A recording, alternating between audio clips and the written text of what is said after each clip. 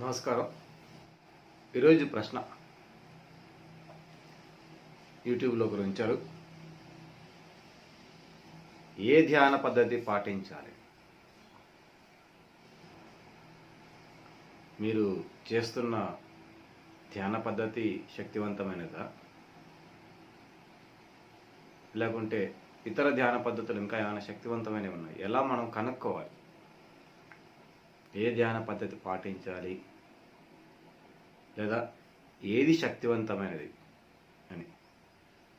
ఎవరిని అడిగినా వారు పాటించే ధ్యాన పద్ధతి చాలా శక్తివంతమైనది, మిగతావన్నీ తక్కువ, అంత శక్తివంతమైనవి కాదు, దానికి కారణాలు ఇవన్నీ కూడా ఎక్స్ప్లెయిన్ చేస్తూ ఉంటారు. మరి ఎలా నిర్ణయం తీసుకోవాలి? ఇక్కడ మనం అర్థం చేసుకోవాల్సిన ఒకానొక విషయం ఏంటంటే, మన పతంజలి గారు చెప్పినది యోగ చిత్తవృత్తి నిరోధ అన్నారు.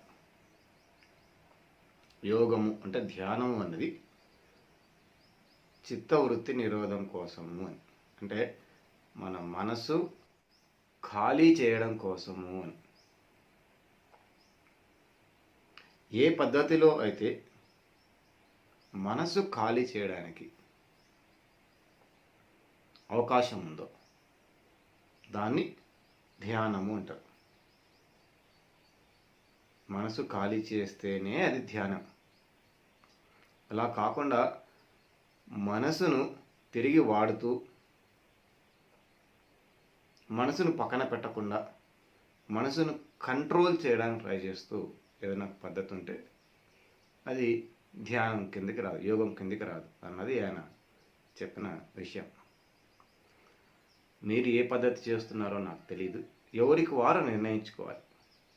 ఈ ఫార్ములాని బేస్ చేసుకో.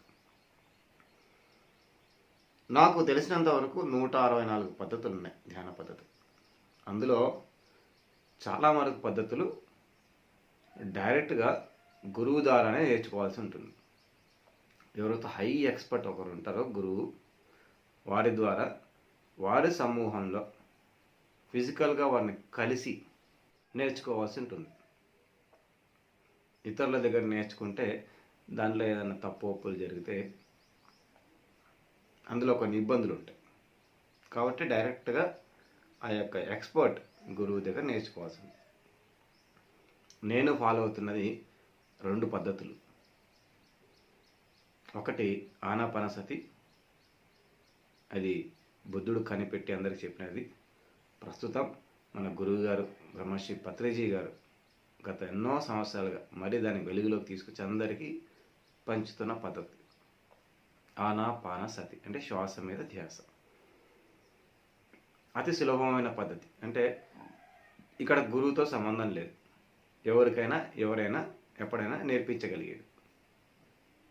ఎందుకంటే ఇది కేవలం సహజ సిద్ధమైన శ్వాస మీద ధ్యాస.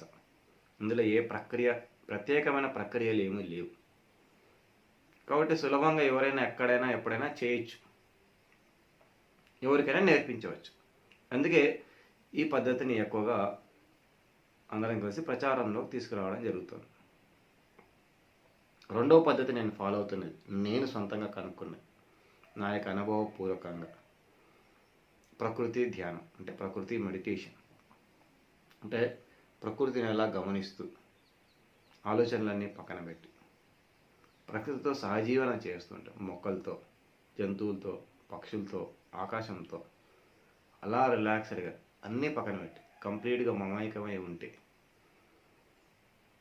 అప్పుడు మనసు అంతా ఖాళీ అయిపోయి ఆటోమేటిక్గా ఎనర్జీ రావడం నేను ఎన్నో సంవత్సరాలు గమనించడం జరిగింది.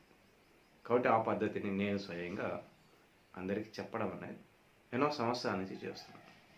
ఒకటి ఆనాపానసతి, 2 ప్రకృతి ధ్యానం. ఈ 2 పద్ధతులు ఎప్పుడైనా ఎక్కడైనా ఎవరైనా ఎవరికైనా నేర్పించవచ్చు, ఎక్కడైనా మనం ప్రాక్టీస్ చేయొచ్చు. భోజనానికి ముందు, భోజనానికి తర్వాత. మిగిలిన పద్ధతుల గురించి అతి కొద్దిగా నాకు తెలుసు. వీటి గురించి మిగిలిన పద్ధతుల్లో ఏ పద్ధతి మనం చూస్ చేసుకోవచ్చు అన్నది కంప్లీట్గా మనకు తెలియాలి అంటే నాకు తెలిసినంతవరకు ఒక పుస్తకం ఉంది. దాని పేరే meditation the art of ecstasy అని, ఓషో రజనీష్ గారిది. Meditation the art of ecstasy. అందులో చివర్లో జ్ఞానపనసరి గురించి, అన్ని పద్ధతుల గురించి, దాదాపుగా 100కు పైగా పద్ధతుల గురించి, అవి ఎలా పవర్ఫుల్, అవి ఎలా చేయాలి అని ఆ మహానుభావులు లిస్ట్ అవుట్ చేయడం జరిగింది. వీలైతే ఒకసారి చదివితే ఎగ్జాక్ట్గా అర్థమవుతుంది. నాకు తెలిసినంత వరకు ఏ పద్ధతి ఫాలో అవుతున్నాం కంటే కూడా ఎంత రెగ్యులర్గా ఫాలో అవుతున్నాం, రెగ్యులర్గా on daily basis without fail చేస్తున్నామా లేదా అనేది చాలా ముఖ్యం. ఆనపనసతైనా నెలకొకసారి, వారానికి ఒకసారి చేస్తే పెద్దగా ఉపయోగం ఉంది. రెగ్యులర్గా చేయాలి. ఎంత రెగ్యులర్గా చేస్తే, ఎంతగా డైలీ వితౌట్ ఫెయిల్ చేస్తే, దానికి తోడుగా జ్ఞానాన్ని మన జీవితంలో ఉంచడం మొదలు పెడితే మనకు ధ్యాన స్థితి కలుగుతుంది. ధ్యానం పక్కకు వెళ్ళిపోయి ధ్యాన స్థితి వస్తుంది. అంటే అప్పుడు ఏ పని చేస్తున్నా ధ్యానంలో ఉండగలిగే ఒకానొక స్థితి కలుగుతుంది. ఆ స్థితి వచ్చేంత వరకు ధ్యానం చేయాలి. ఎప్పుడైతే ఆ ధ్యాన స్థితి కలగడం మొదలవుతుంది, అంటే ప్రతి క్షణంలో, అంటే ధ్యానము ప్లస్ జ్ఞానము రెండు పాటిస్తూ వెళ్తే ప్రతిరోజు ధ్యాన స్థితి కలిగిన తర్వాత అప్పుడు ధ్యానం యొక్క అవసరమే లేకుండా పోతుంది. అంటే టెక్నిక్ కాదు ఇక్కడ ఇంపార్టెంట్, ధ్యాన స్థితికి చేరుకోవడం. కాబట్టి టెక్నిక్ యొక్క గోలలో పడి ధ్యాన స్థితిని మర్చిపోకుండా ఉంటే చాలా మంచిది. కాబట్టి మై డియర్ ఫ్రెండ్స్, ఎవరికి వారు ఒక నిర్ణయం తీసుకోవాలి. ఆ యొక్క ధ్యాన పద్ధతి ఆలోచన రహిత స్థితికి తీసుకెళ్తుందా లేదని మనం డిసైడ్ చేసుకోవాలి. ఎవరిని అడిగినా వారే చాలా మా పద్ధతి గొప్పదని చెప్పే అవకాశం ఎంతైనా ఉంటుంది. ఎందుకంటే వారికి ఎన్నో లాభాలు కలిగించి ఉంటుంది, అది తప్పు కాదు. వారికి చాలా లాభాలు కలిగించింది కాబట్టి వారికి లవైన లాభాలను బేస్ చేసుకుని వాళ్ళు చెప్తుంటారు. మనం ఆలోచించుకొని డిసైడ్ చేసుకోవాలి. లేదా ఓషో రజనీష్ గారి పుస్తకం ద మెడిటేషన్ ఆర్ట్ ఆఫ్ ఎస్టసీ చదివితే సంపూర్తిగా అర్థమవుతుంది. దాన్ని బట్టి ధ్యానాన్ని ముఖ్యంగా రెగ్యులర్గా చేయడం అలవాటు చేసుకుందాం. పద్ధతి అంత ఎక్కువ ముఖ్యం కాదు, రెగ్యులర్గా చేయడం ముఖ్యం అన్న విషయం అర్థం చేసుకొని ముందుకెళ్దాం, శక్తివంతంగా జీవిద్దాం. Thank you very much. ప్రకృతి.